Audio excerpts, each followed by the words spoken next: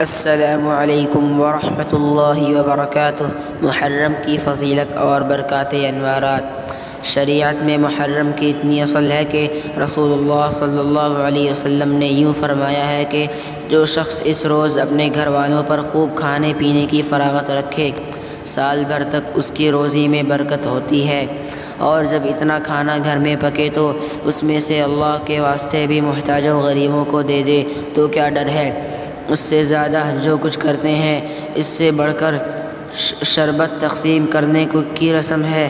اپنے گمان میں کربلا کے پیاسے شہیدوں کو ثواب بخشتی ہے، تو یاد رکھو کہ شہیدوں کو شربت نہیں بلکہ ثواب پہنچ سکتا ہے، اور ثواب میں ٹھنڈا شربت اور گرم کھانا سب برابر ہے۔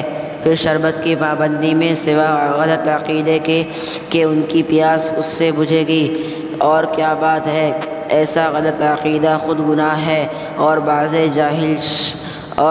جاہل محرم میں تعزیہ کا سامان کرتے ہیں، اور تعزیہ کی برائی اس سے زیادہ کیا ہوگی کہ اس کے ساتھ ایسے برتاؤ کرتے ہیں کہ شرع میں بالکل شرک اور گناہ ہے۔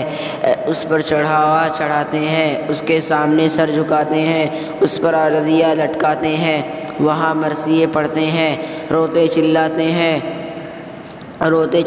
ہیں اور اس کے ساتھ باجے بجاتے ہیں۔ اس کے دفن کرنے کی جگہ کو زیارت کی جگہ سمجھتے ہیں۔ مرد و عورت آپس میں بے پردہ ہو جاتے ہیں، نمازیں برباد کرتے ہیں۔ ان باتوں کی برائی کو کون نہیں جانتا۔ بعض آدمی اور بکھیڑے نہیں کرتے مگر شہادت نامہ پڑھا کرتے ہیں، تو یاد رکھو کہ اگر اس میں غلط روایتیں ہیں تب تو ظاہر ہے کہ منع ہے، اور اگر صحیح روایتیں بھی ہوں جب بھی، چونکہ سب کی نیت یہی ہوتی ہے کہ سن کر روئیں گے، اور شرع میں مصیبت کے اندر ارادہ کر کے رونا درست نہیں، اس واسطے اس طرح کا شہادت نامہ پڑھنا بھی درست نہیں۔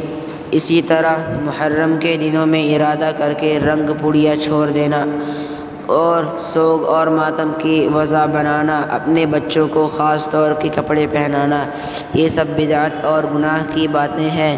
ہم اس جگہ صرف تم کو ایک گر بتلا دیتے ہیں، اس کا خیال رکھو گے تو سب رسموں کا حال معلوم ہو جائے گا اور کبھی دھوکہ نہ ہوگا۔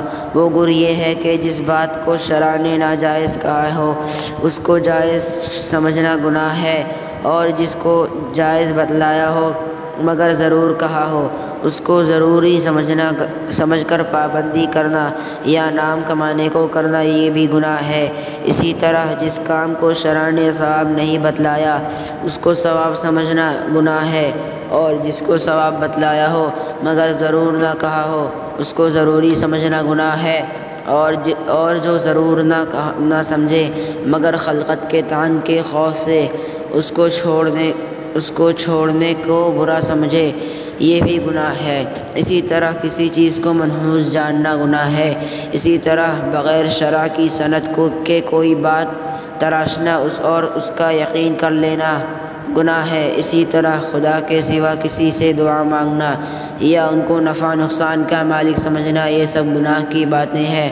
اللہ تعالیٰ اس سب سے بچائے، آمین۔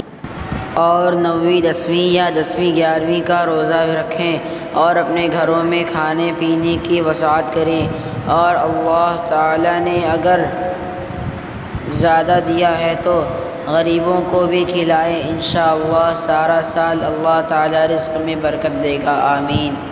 ویڈیو کو لائک اور سبسکرائب کریں، دین کی باتوں کو زیادہ سے زیادہ شیئر کریں، جزاک اللہ۔